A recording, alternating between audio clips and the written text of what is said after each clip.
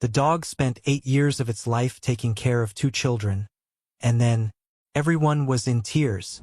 The autumn wind whistled through the maple trees lining Cedar Grove Street in suburban Massachusetts, sending crimson and gold leaves dancing across the Martinez family's front yard. Sarah Martinez stood at her kitchen window, both hands wrapped around a warm coffee mug, watching the seasonal display with tears threatening to spill from her eyes. These weren't entirely tears of sadness, though there was certainly sorrow mixed in. They were the complex tears that come from remembering something beautiful, something life-changing, the kind of tears that acknowledge both loss and profound gratitude. Her gaze drifted to the old oak tree in the corner of their yard, where a weathered garden stone lay partially hidden beneath fallen leaves. Even from this distance, she knew exactly what the inscription read: Max, guardian angel in fur, who taught us that love heals all wounds. The memory of the day they placed that stone there, just over a year ago, was still fresh in her mind. But to truly understand the depth of what Max meant to their family, one had to go back to the beginning, back to when their world had shattered and an unlikely angel helped piece it back together. 9 years earlier, the Martinez family had been the picture of suburban contentment. Michael Martinez, Sarah's husband, was a respected pediatrician known throughout their community for his gentle manner with children. Sarah taught 3rd grade at the local elementary school, a job she adored. Their daughter Emma, then 3, was a precocious little girl who inherited her father's dark curls and her mother's creative spirit. 2-year-old Lucas, with his father's warm brown eyes and his mother's quiet nature, completed their family perfectly. That perfection shattered on a rainy Tuesday in April. Michael was driving home from a late shift at the hospital when a drunk driver ran a red light. The police said he died instantly. Small comfort to the young widow, left behind with 2 small children who couldn't understand why their daddy wasn't coming home anymore. The months that followed were a blur of grief, paperwork, and desperate attempts to maintain some semblance of normalcy for the children. Sarah took a leave of absence from teaching, unable to face a classroom full of other people's children when she could barely handle her own. Emma, once chatty and outgoing, retreated into near-complete silence, speaking only when absolutely necessary. Lucas, too young to fully comprehend what had happened, developed severe separation anxiety, screaming in terror whenever Sarah left his sight. Their comfortable suburban house became a maze of memories and ghost stories. Every corner held some reminder of Michael, his favorite coffee mug still in the cabinet, his shoes still by the door, his medical journals still stacked neatly on his desk. Sarah couldn't bring herself to move any of it, yet the sight of these everyday objects caused physical pain, like pressing on a bruise that refused to heal. It was Jenny Wilson, an old college friend who managed the local animal shelter, who first suggested Sarah try volunteering. "Just a few hours on weekends," she'd said. "The dogs don't care if you cry. Sometimes they cry with you, and somehow that makes it better." Sarah had agreed mainly to stop Jenny's gentle pestering, arranging for her mother to watch the children while she worked Saturday mornings. The shelter became an unexpected sanctuary. There was something soothing about the simple, unconditional affection the animals offered. No one there expected her to be doing better or suggested it was time to move on. She could simply exist, brushing dogs and cleaning kennels, allowing the uncomplicated gratitude of the animals to wash over her. That's how she met Max. It was a typically hectic Saturday morning at the shelter, with the usual cacophony of barking and meowing filling the air. Sarah was walking down the kennel aisle with fresh water bowls when she noticed something odd, a pocket of quiet in the midst of the chaos. In one kennel, a golden retriever sat watching her with unusual intensity. Unlike the other dogs that jumped and barked for attention, this one simply observed, his brown eyes holding a wisdom that stopped her in her tracks. "That's Max," Jenny said, appearing beside her. "He came in last week. His owner passed away, elderly gentleman, no family to take him. Max was trained as a therapy dog, worked in hospitals and nursing homes for years. But at his age," she trailed off with a slight shrug, "most people want younger dogs. They see the gray on his muzzle and keep walking." Sarah found herself drawn to the kennel. Max stood slowly, tail wagging in a gentle greeting. When she opened the gate, He stepped out calmly and sat beside her, looking up as if to say, "What do you need from me?" Something about his quiet dignity broke through her carefully maintained composure. Sarah sank to the floor beside him, and the tears she had been holding back for months came flooding out. Max simply pressed against her side, offering silent comfort while she cried. When she finally got herself under control, she noticed he had positioned himself between her and the main aisle, blocking other people's view and giving her privacy in her moment of vulnerability. "He's special, isn't he?" Jenny said softly, having waited patiently nearby. "You know, we usually do home visits before approving adoptions, but would you like to bring Emma and Lucas to meet him?" The suggestion sparked something in Sarah's heart, the first real feeling of hope she'd experienced in months. That afternoon, she brought the children to the shelter. Emma, who had barely spoken 10 words that week, took one look at Max and burst into tears, throwing herself at the dog. Sarah started to pull her back, but Jenny shook her head, watching as Max handled the situation.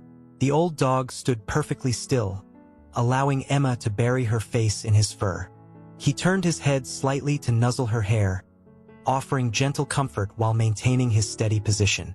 Lucas, typically terrified of dogs since Michael's death, watched this interaction with wide eyes. Slowly, cautiously, he inched forward until he could touch Max's tail. The dog responded by wagging it very gently, careful not to startle the boy. What happened next would be forever etched in Sarah's memory. Emma lifted her tear-stained face from Max's fur and said clearly, "Mommy, can we keep him?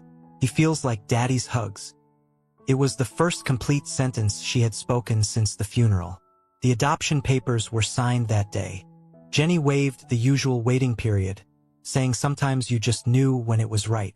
She sent them home with a basic supply kit: food, bowls, a bed, and some toys, though Max seemed more interested in being near the children than playing with any of the toys. That first evening set the pattern for many to follow. Max did a careful inspection of the entire house, paying special attention to the children's rooms and the security of the doors and windows. He accepted his new bed in the living room but made it clear he preferred to sleep in the hallway between Emma and Lucas's rooms, where he could keep watch over both of them. When bedtime came, Lucas had his usual panic attack about being separated from Sarah. But this time, something different happened. Max padded into the boys' room, settled himself on the rug beside the bed, and began making quiet, rumbling sounds, almost like he was humming a lullaby. Lucas was so fascinated by this that he forgot to cry, and within minutes he was asleep. The real breakthrough came in the middle of that first night. Sarah awoke to the sound of footsteps in the hall, Emma having one of her regular nightmares. But before Sarah could get up, she heard Max's gentle woof and Emma's whispered voice, "I had a bad dream about Daddy again." Sarah crept to the doorway and watched as her daughter sat on the hallway floor, arms around Max's neck, telling him about the dream. The old dog listened with apparent attention, occasionally licking away tears or gently nosing her hair. When Emma finally fell asleep leaning against him, Max stayed perfectly still, maintaining his protective vigil until Sarah carried her back to bed. That first night marked the beginning of Max's unofficial therapy sessions. Emma, who had refused to talk to the child psychologist Sarah had taken her to, began having nightly conversations with Max. She would sit with him in the hallway or her room, telling him about her memories of Michael, her fears about forgetting him, her confusion about why he had to leave. Max would listen intently, offering physical comfort when needed but mostly just being present, letting her work through her grief in her own way. Lucas's transformation was equally remarkable. His separation anxiety had made even simple trips to the grocery store nightmarish ordeals, but Max changed that. The old dog seemed to understand exactly what the little boy needed, a sense of security and consistency. He began a routine of walking Lucas to the window every time Sarah had to leave, sitting with him to watch her car pull away, and then engaging him in gentle play until she returned. Gradually, Lucas learned that departures didn't always mean permanent goodbyes. Sarah watched in amazement as Max instinctively provided what each family member needed most. For Emma, he was a confidant and listener. For Lucas, he was security and playful distraction. And for Sarah herself, He became an anchor in the storm of single parenthood. On particularly difficult nights, when the bills piled up or memories of Michael became overwhelming, Max would appear silently at her side. He seemed to have a sixth sense about when she needed company, when she needed distraction, or when she simply needed to cry into his fur. He would stay with her until the tears stopped, his steady presence reminding her that she wasn't completely alone. As months passed, Max's influence extended beyond emotional support. He created routines that helped structure their days and rebuild their sense of normalcy.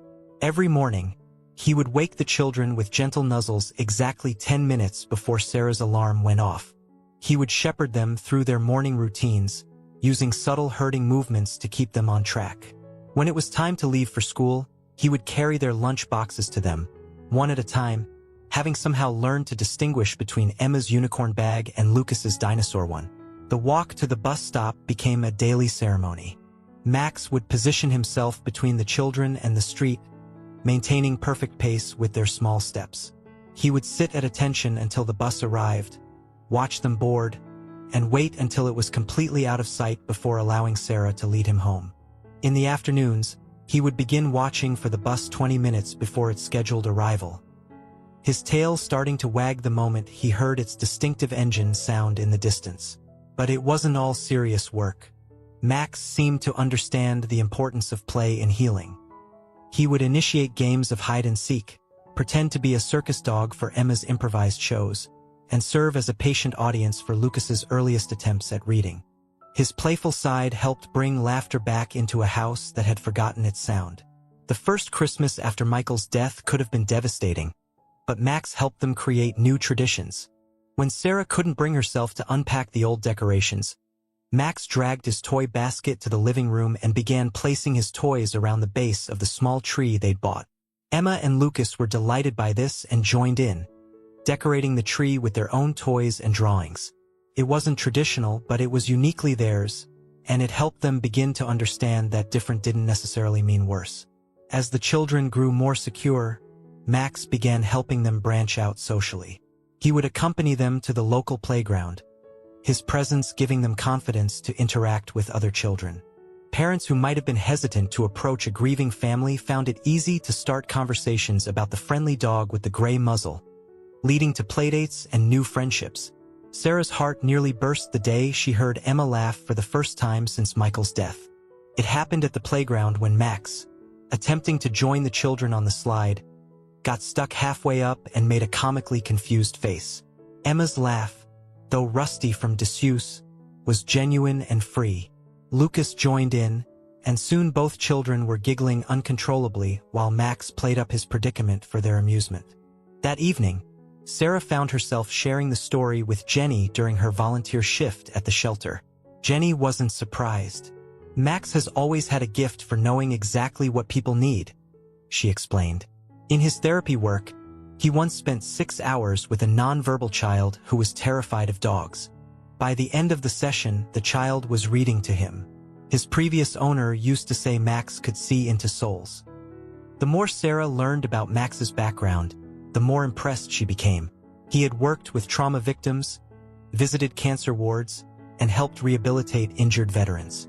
Yet somehow, fate had brought him to their family just when they needed him most. Max's influence extended beyond their immediate family. Sarah slowly began reconnecting with friends and colleagues, finding it easier to accept dinner invitations or coffee dates when she could talk about Max's latest antics, rather than field awkward questions about how she was coping. The children's teachers reported positive changes in their behavior and engagement at school. As their second year with Max began, Sarah felt ready to return to teaching.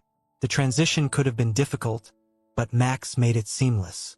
He developed a new routine, spending extra time with the children in the mornings, making sure they had everything they needed for the day. He seemed to understand that this was a big change for everyone and adjusted his behavior accordingly. It was during this time that Tom Anderson entered their lives. A science teacher at Sarah's school, he first noticed her during lunch break, not because she was the widow everyone whispered about, but because of the photos of Max on her desk. As a fellow dog lover, he struck up a conversation about his own elderly lab who had passed away the previous year. When Tom first visited their home, Sarah was nervous about Max's reaction. The old dog had been politely distant with the few men she'd attempted to date, clearly sensing the children's discomfort. But with Tom, something different happened. Max not only welcomed him but brought him his favorite toy, a threadbare tennis ball he usually reserved for family members only. Emma and Lucas, who had been wary of any man entering their mother's life, took their cues from Max. If their trusted guardian approved of Tom, maybe he was worth getting to know. Tom, for his part, understood the delicate dynamics at play. He never tried to replace Michael in their memories but instead created his own space in their lives, often involving Max in the process. Their first real family outing with Tom was to a local nature preserve. Max, despite his advancing years, led the way with enthusiasm, showing them his favorite spots as if he'd known them all along. When Lucas got tired, Tom carried him on his shoulders while holding Max's leash, the four of them forming a picture that felt both new and natural. The years that followed were filled with small moments of joy and healing, each one somehow involving Max. There was Emma's first school play, where Max sat in the front row, with special permission from the principal, his tail wagging proudly as she delivered her lines perfectly. Lucas's struggle with dyslexia became more manageable when he started reading to Max every night, the patient dog never showing frustration at his slow progress. Max's protective instincts never wavered, even as he aged.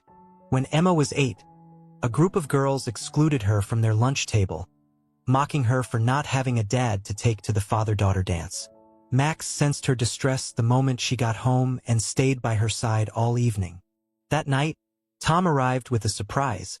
He had arranged with the school to allow Max to attend the dance as Emma's special escort, complete with a tiny bow tie. The photo from that dance still sat on their mantel. Emma in her purple dress, beaming while she danced with Tom, Max sitting regally beside them in his bow tie. It was the first time she had truly smiled in a school photo since losing her father. Lucas had his own special moments with Max. When he was diagnosed with dyslexia, the frustration nearly overwhelmed him. But Max seemed to know exactly what to do.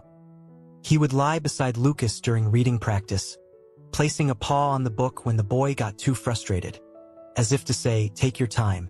If Lucas got a word right, Max would wag his tail, providing immediate positive reinforcement. One particularly memorable incident occurred during Lucas's 4th grade science fair. His project on dog intelligence, inspired by Max, had taken weeks to prepare. The morning of the fair, a sudden gust of wind threatened to demolish his display board. Max, moving with surprising speed for his age, managed to catch the board before it hit the ground, holding it carefully in his mouth until Lucas could secure it again. The science fair judges were so impressed by both the project and Max's demonstration of canine intelligence that they awarded Lucas first place. The pride in the boy's eyes as he accepted the ribbon with Max by his side was unforgettable. As Max entered his senior years, his muzzle growing whiter and his steps becoming slower, the family's love for him only grew stronger. They adjusted their routines to accommodate his changing needs, just as he had once adjusted his behavior to help them heal. Emma, now 12, took charge of his medication schedule, carefully wrapping his pills in cheese and ensuring he took them at the same time each day. Lucas, 10, became expert at knowing when Max needed help climbing the stairs or getting onto his favorite spots on the couch. Tom, who had become a permanent fixture in their lives, built special ramps throughout the house and in the backyard, allowing Max to maintain his independence even as his mobility decreased. He also started taking Max for gentle walks during school hours, giving the old dog the exercise he needed without overtaxing him. The first serious health scare came when Max was 11. During his morning watch for the school bus, he collapsed suddenly, his breathing labored. The rush to the veterinary hospital was terrifying, with Emma and Lucas sobbing in the back seat, while Sarah tried to remain calm. The diagnosis was a heart condition common in older dogs. The veterinarian, Dr. Patterson, explained that with medication and some lifestyle adjustments, Max could still have good quality time left. She was amazed by Max's determination to maintain his routine despite his condition. Most dogs with this level of heart disease would have slowed down considerably, she said, but Max seems to have a purpose that keeps him going. That purpose was clear to anyone who watched Max with the children. Even on his worst days, when the medication made him drowsy or his joints were particularly stiff, he never failed to greet Emma and Lucas when they returned from school. He would position himself by the window at his usual time, tail wagging as soon as he heard the bus approaching. The family adapted to Max's changing needs with the same dedication he had shown them over the years. They created a schedule for his medications, with each family member taking responsibility for different times of day. Emma handled morning pills, Lucas took care of evening doses, and Sarah and Tom shared the afternoon medications. Tom installed motion sensor night lights throughout the house after noticing Max having trouble navigating in the dark. He also built a special elevated bed that made it easier for Max to get up and down, positioning it so the old dog could still keep watch over both children's rooms. The children's friends, who had grown up knowing Max as a fixture in the neighborhood, began stopping by more frequently, often bringing small treats or just sitting quietly with him. Max remained gentle and patient with visitors, though he now preferred shorter interaction periods followed by longer rests. One particularly touching moment came when Lucas's best friend, Danny, brought his new puppy to meet Max. The elderly dog, despite his fatigue, took on the role of teacher, showing the energetic puppy how to sit calmly and wait for treats.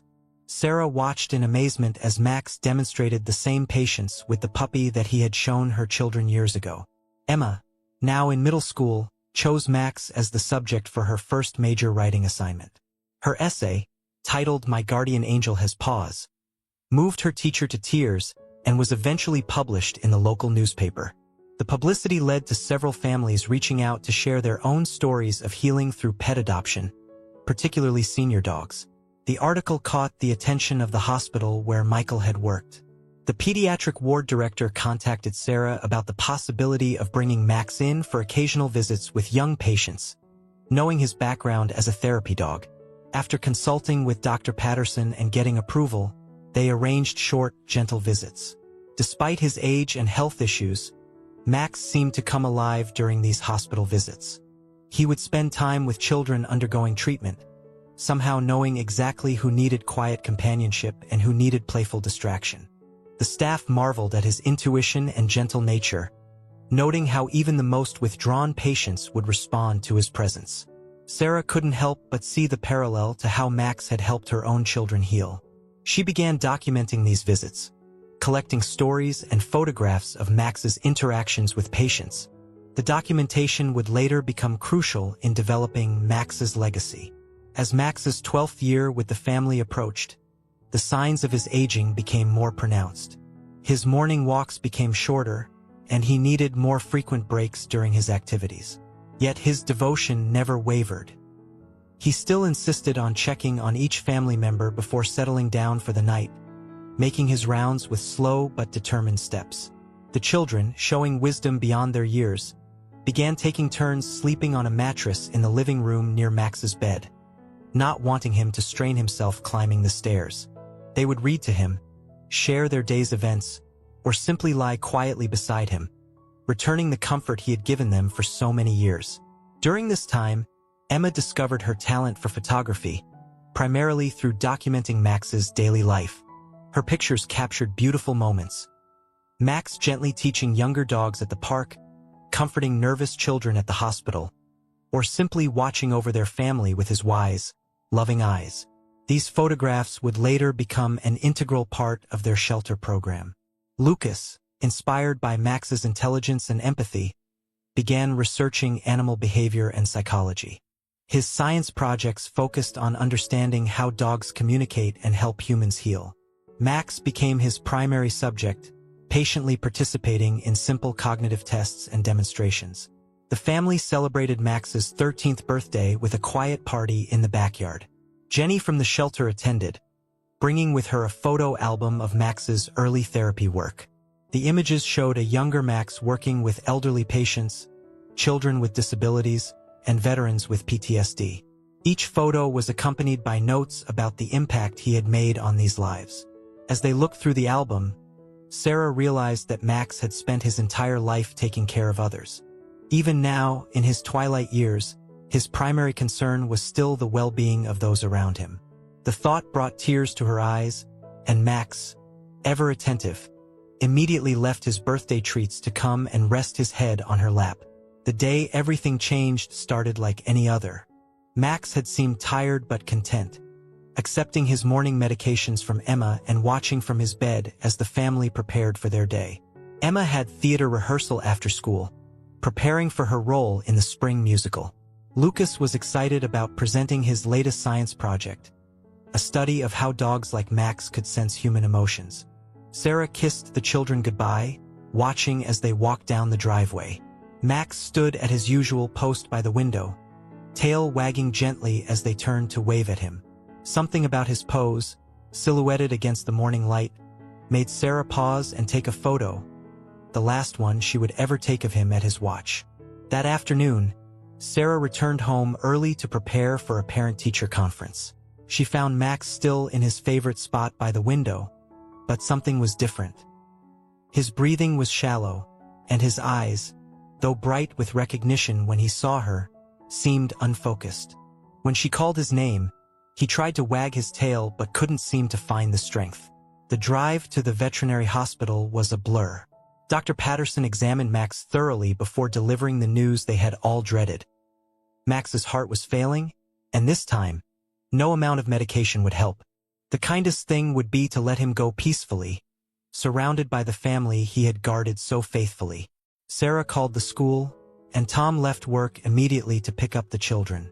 They rushed to the hospital to find Max lying on a soft blanket in a private room. His breathing labored but his eyes brightening as soon as he saw them. Emma and Lucas dropped to their knees beside him, their hands gently stroking his graying fur. "Remember when you helped me learn to read, Max?" Lucas whispered, his voice thick with tears. "You never got impatient, not even once. You just sat there and listened, and somehow that made everything easier." Emma leaned down to kiss his nose. "You gave the best hugs, just like Daddy did. Thank you for taking care of us when we were sad, and for making us laugh again.